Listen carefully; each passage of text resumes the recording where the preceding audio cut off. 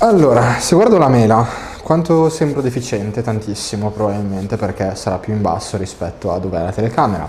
Ma va benissimo, va benissimo. Galoppante, oserei dire.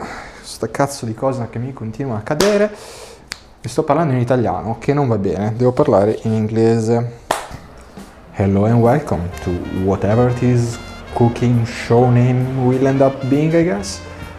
It's my first longer content kind of form that I'm trying to record after a week of doing short stuff, and it's going great. I can't take this seriously at all. I'm very self-aware, and there are many problems with the fact that this is longer content. So I just found 2 decent camera angles, and I know that I can't just do that for the rest of my existence, but it's a good starting point, I guess. I can't take seriously this thing. It looks like a Dagestani fighter. Another problem of this is that this is highly unscripted, because I guess I like chaos, so a lot of cuts incoming. There is traffic outside of my apartment, which can be a problem, and it's also why I've been recording voiceover for the most part, but we'll roll with it, I guess. So I was thinking, why not make some of my favorite pastas this week? So I will start with a classic, the fuckboy pasta, carbonara. It's the most violated pasta by non-Italian people worldwide, probably, and at this point in my life, I started to accept it, and I'm just not gonna get mad if people put cream or mushrooms or whatever the hell they want to put in it. As long as I'm not eating that, I'm fine. I'm just gonna talk about how I make it normally and why I make it that way.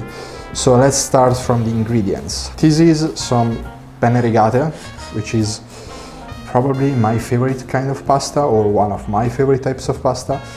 And in general, when I make carbonara, I prefer to use short pasta. 2 eggs, because I use just the red part of the eggs, just the yolk, and it's 1 per person plus 1 for the pot. Let's put it this way. So it's always the amount of people that are gonna eat, in this case 1 hungry me, but still 1 person, plus 1. Then, guanciale and pecorino. Okay, let's talk about this briefly. I'm using guanciale and pecorino because that's what the tradition says, and that's what I think the better version of carbonara comes from.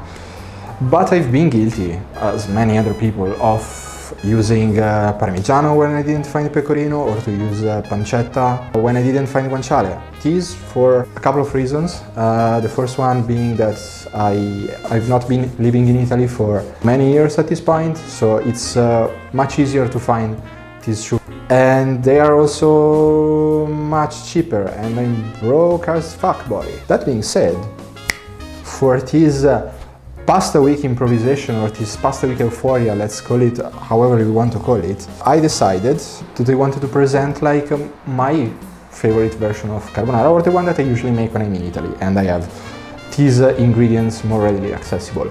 What's the problem with these? The problem with these is that these are 50 grams of guanciale. And in Italy you'd pay these, I'd say, about 15 to 20-25 euros per kilo, depending on the quality. 63 euros per kilo, which is ridiculous. Like, I love guanciale, but fuck that. And the same thing goes for the pecorino cheese. This one was, 44 euros per kilo. I understand the import taxes and all of that, but sweet baby Jesus. But that being said, let's start doing some practical stuff.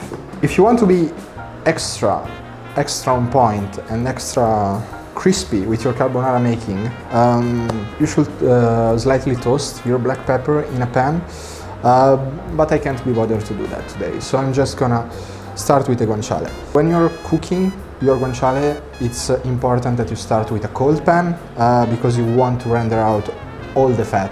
I'm gonna put these on low heats. Yeah, my sleeves are sleeving. Let's start with the annoying bits. Got 2 eggs, and I got to separate them, and I'm absolutely awful at doing this. I'm a pipar sugo at doing this. I'm very much a pipar sugo. Opa. This thing is not falling. Oh fuck.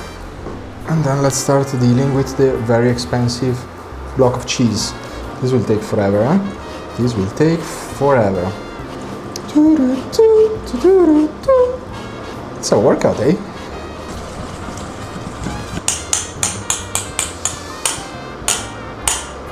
This is the kind of consistency that I usually like. It's pretty thick. Okay, it's time to crisp up a little bit my sweet guanciale, because like you're pretty pale still, and the water is boiling. Time to drop the pasta. So,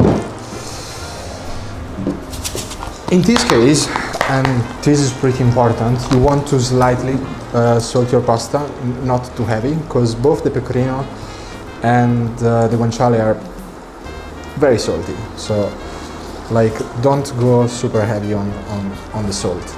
Dropping my penne. Penne goes in. Temperature goes up. And that's about it, I guess. Ah, this is nice. So this is another reason why I didn't want to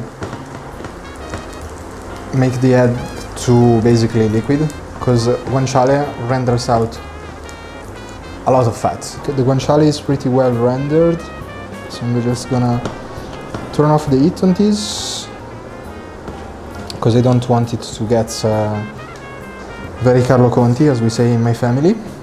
Pasta is indeed ready. Okay, so just gonna mix it around for a bit before adding the egg part. Opa. So that is to the pan. Mix it around. And then plate it up. I'm trying to not do a disaster, basically, because I'm clearly not comfortable doing this way. Extra pecorino on top. Some extra black pepper.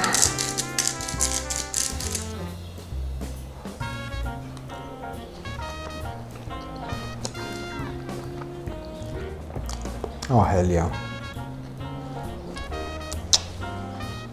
Sorry, not speaking. It's a banger. I love it. What a good way to start the week.